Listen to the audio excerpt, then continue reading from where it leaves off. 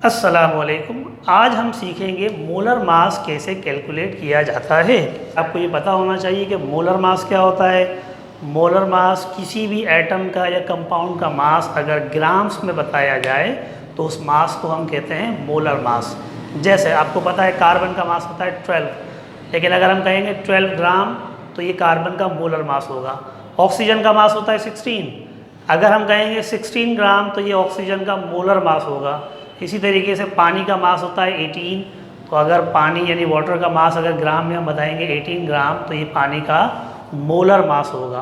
तो किसी कंपाउंड का मोलर मास कैसे मालूम किया जाता है ये हम सीखेंगे। कोई एक कंपाउंड हम देख लेते हैं जिसका मास हमें मालूम करना है, तो हम मालूम कर लेते हैं मीथेन का मास।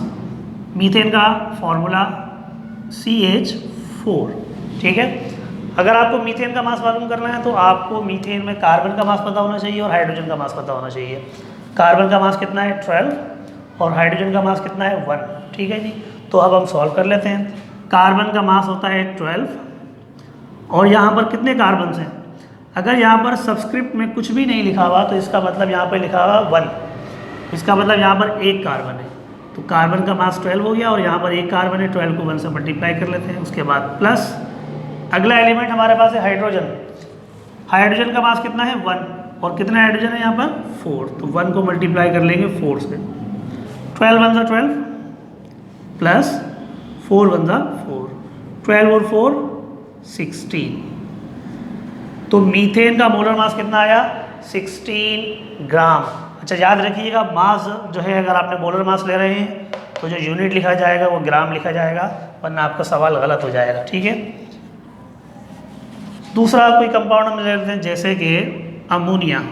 अमोनिया का फॉर्मूला NH3। अमोनिया में भी दो एलिमेंट्स हैं, एक नाइट्रोजन है दूसरा हाइड्रोजन है। नाइट्रोजन का मास कितना होता है 14, हाइड्रोजन का मास कितना है 1। तो नाइट्रोजन का मास 14 है, इसको मल्टीप्लाई करेंगे 1 से क्योंकि यहाँ सबस्क्रिप्ट में कुछ भी नहीं है तो 1 होगा।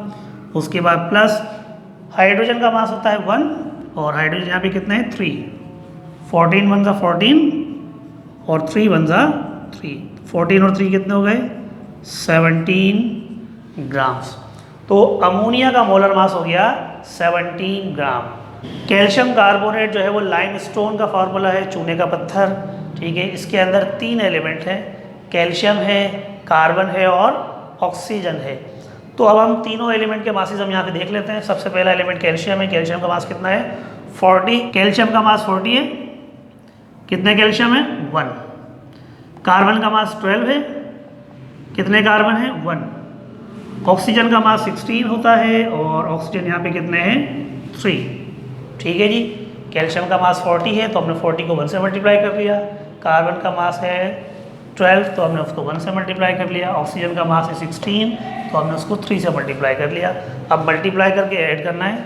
40 1 40, 12 1 12 और 16 3 48।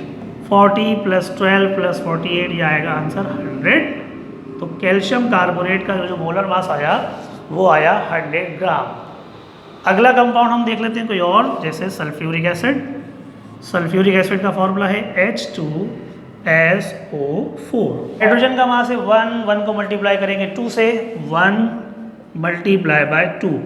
सल्फर का मास है 16 और यहाँ पे कितने सल्फर है, एक सल्फर है, 16 मल्टीप्लाई बाय 1। ऑक्सीजन का मास होता है, अच्छा ये गलती हो गई हमसे, सल्फर का मास 16 है, ये सल्फर का एटॉमिक नंबर है 16, मास है 32, ठीक है जी।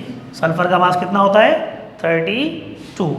ऑक्सीजन का मास 16 है और 16 को मल्टीप्लाई करेंगे 4 से, 2 1 2, 32 1 32 और 16 4 64। 32 और 2 34 हो जाएंगे, 34 और 64 हो जाएंगे 98।